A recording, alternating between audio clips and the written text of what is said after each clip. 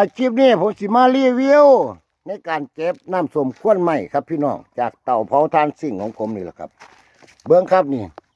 น้ำส้มควนไม้มันก็เกิดจากอย่างไรพ่อใหญ่เปียกเกิดจากการ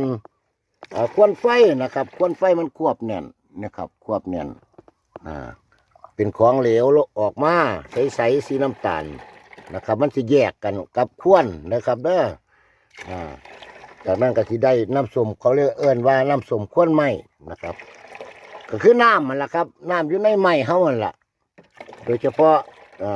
ที่ได้ดีที่สุดก็คือช่วงไม้ที่ยังเกือบสดนะครับเพราะหมาดๆนะครับเขามาเผา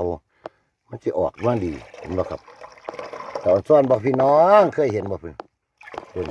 ประโยชน์หลากหลายครับในปศุสัตว์กัวเลี้ยนกำจัดแมลงเพี้ยแมลงแล้วก็ขายได้เลยครับพี่น้องขวดละ60 บาทครับขวดละ60 บาทจากการขายทานเฮานะครับเอาที่ละครับมาเบิ้ง